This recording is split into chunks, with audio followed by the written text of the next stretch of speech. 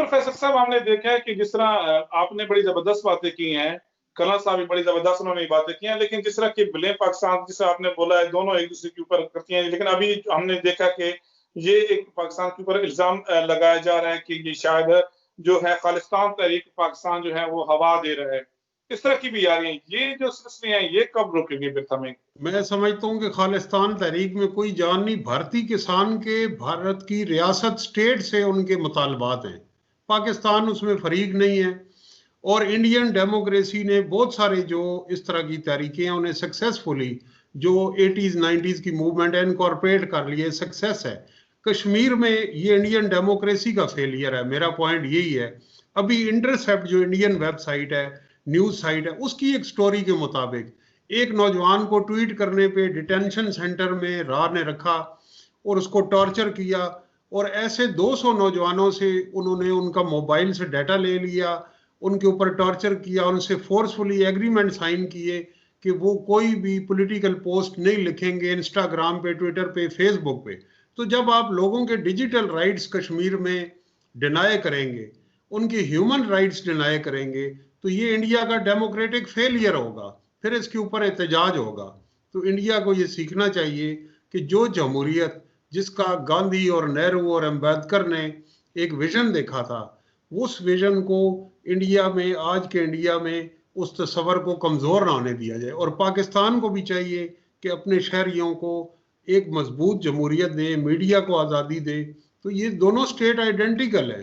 देखें, एक अगर आप इनकी खबरें उठा लें, हमारे यहाँ अतर मिनल्ला साहब ने एक केस सुना है कि नए सोशल मीडिया रूल्स बना रही है गवर्नमेंट कि किस तरह वो टिकटॉक पे इस पे बैन करे। और हुकूमत के वकील ने, जो सरकारी वकील है, इंडिया की एग्जांपल दी कि इंडिया में ये हो रहा है। देखें, बज़ाहिर दुश्मनी है, लेकिन जब आवाम के हकूक मुतासर करने हैं, जब आपने मीडिया पे कदगन लगानी है, जब जमहूरियत का गला घोंटना है, तो फिर इंडिया में पाकिस्तान की मिसाल, पाकिस्तान में इंडिया की मिसाल। तो वहाँ हमारे जो चीफ जस्टिस हैं उन्होंने डांटा है कि मिसाल वो होती है कि जो कॉन्स्टिट्यूशन में या ग्लोबल लेवल पे डेमोक्रेटिक स्टैंडर्ड से मुताबिकत रखती हो। तो ये दोनों एलिट्स आइडेंटिकल हैं, और ये बैरूनी दुश्मन की तरफ इशारा करके और अंदरूनी तौर पे उनकी जो नाकामियां उन्हें रोकते हैं। और यही हाल आप देख लें कि पूरी दुनिया में ऐसे ही है। अमेरिका में ट्रंप जो इलेक्शन आ रहे हैं, वो अपने मुखालफिन को रूस के एजेंट कहते रहे हैं, रशिया के। और जो ब्लैक लाइव्स मैटर मूवमेंट थी, उसको एंटी स्टेट डिक्लेयर करते रहे। 50 साल कोल्ड वार के ज़माने में KGB को, रशिया को डेमोनाइज किया, अब वो मुसलमानों के पीछे पड़ गए हैं। तो ये सारे एलिट्स की गेम होती हैं, और इसमें तज्जियाकारों की भी रोज़ी है, मीडिया की भी रोज़ी है, असला बेचने वालों की भी रोज़ी है, सियासतदानों की भी इसमें माल पानी है। वो बोफोर्स स्कैंडल से किसने माल कमाया इंडिया में? जो बाहर से असला खरीदा गया। पाकिस्तान में भी करप्शन की जो स्टोरीज है आम है। तो ये गरीब जो है उसकी हालत इजहार नहीं बनती, लेकिन हाई अलर्ट जो है हमारी लीड के दरमियान रहता है। और ये रिटायर होके एक टेबल पे बैठ के ट्रैक टू डिप्लोमेसी की भी बात करते हैं, हमारे और इंडिया के फौजी अफसरान।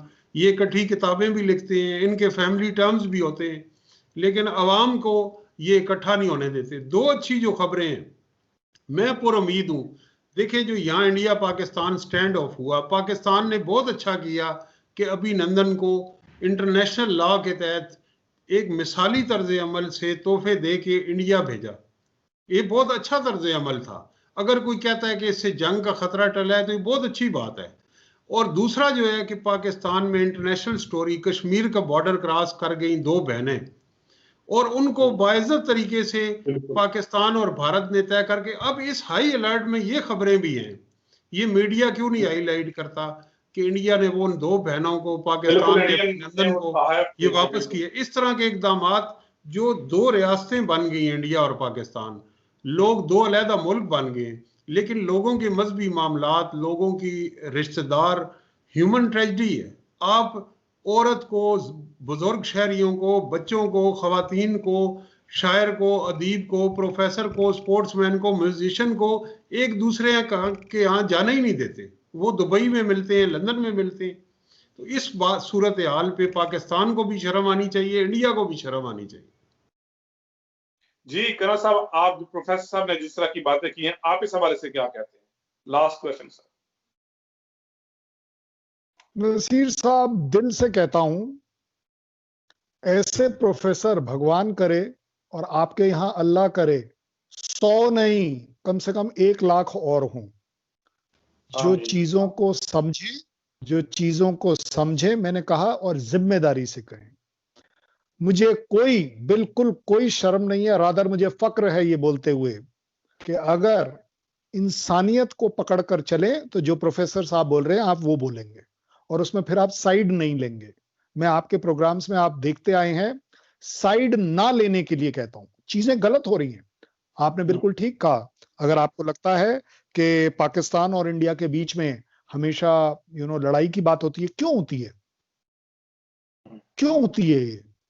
मैं आपको एक बढ़िया एग्जांपल देता हूं। एक एंकर साहब थे आपके यहां से, उन्होंने अपने बच्चे से मेरी बात कराई, और बच्चे ने पता है क्या कहा?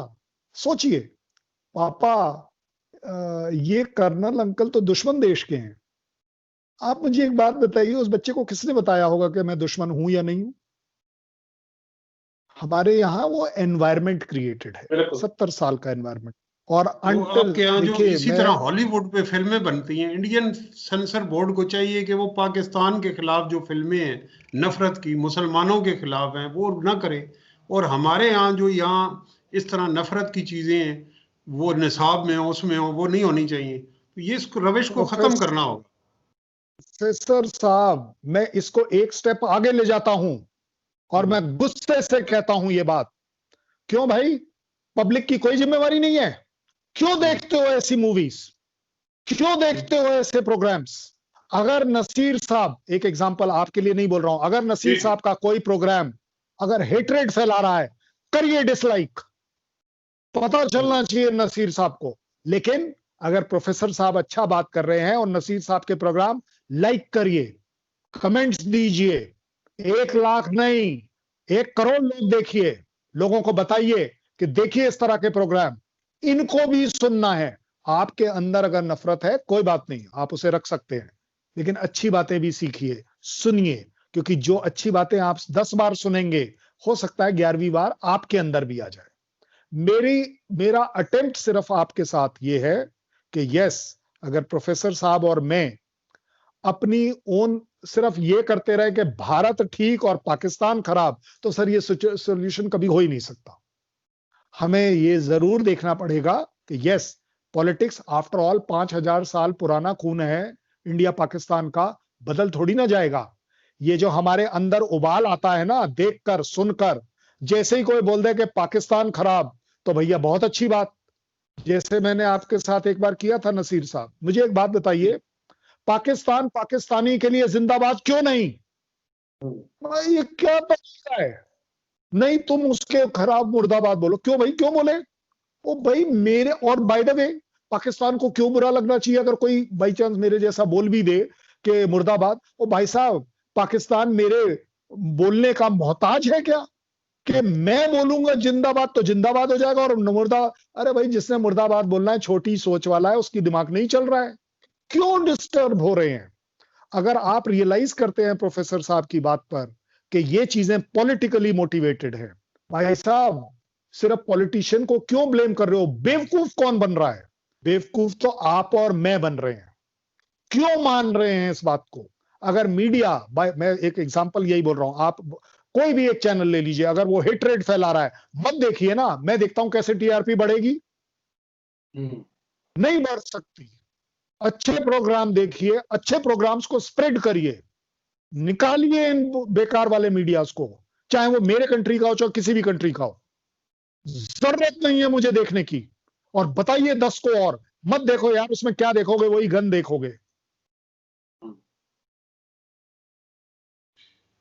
जी बहुत शुक्रिया कर्नल शैलेंद्र सिंह साहब, इंडिया से आपने हमें ज्वाइन किया। बड़ा जबरदस्त प्रोग्राम। नाज़रीन, हमें पाकिस्तान से प्रोफेसर ताहिर मलिक साहब ने ज्वाइन किया। उन्होंने बड़े जबरदस्त तरीके से अपनी राय का इजहार किया, किस तरह हम दोनों जो ममालिक हैं आपस में मिल के जो है अपने खास जो इंटरनल है और एक्सटर्नल जो इशू है किस तरह खत्म कर सकते हैं। उम्मीद है नाज़रीन आज का जो, जी कर्नल साहब लास्ट क्वेश्चन आप कुछ कहना चाहते हैं? मैं सिर्फ आप एक बात को करेक्ट करूंगा कि हम दोनों देशों के अच्छी चीजों को, नहीं दिखती अच्छी मत देखिए, कोई बात नहीं, खराब देखना बंद करिए। ये जो खराब कर रहे हैं माहौल, इसको बंद करिए। आप अच्छा नहीं कर सकते, कोई बात नहीं, मत करिए, लेकिन आपको और मेरे को इतनी अगर समझ नहीं है कि खराब क्या है और उसको देखे चले जा रहे हैं, उसको सपोर्ट करे जा रहे हैं, you are to be blamed, I am to be blamed. इस ब्लेम से हम बच नहीं सकते। सिर्फ हर चीज लेकर मीडिया और पॉलिटिकल के ऊपर डालकर हम नहीं छोड़ पाएंगे। आपको और मुझे जगना पड़ेगा। नसीर साहब के प्रोग्राम देखिए, प्रोफेसर साहब को सुनिए, आपको अच्छा नहीं भी लगे सुनिए जरूर एक बार, फिर अपने दिल से डिसीजन करिए। जी, बहुत शुक्रिया once again professor Tahir Malik साहब, और इंडिया से हमें ज्वाइन किया कर्नल सुरेंद्र सिंह साहब का। हम कोशिश करेंगे आने वाले दिनों में भी दोनों मेहमानों को दोबारा अपने इस प्रोग्राम में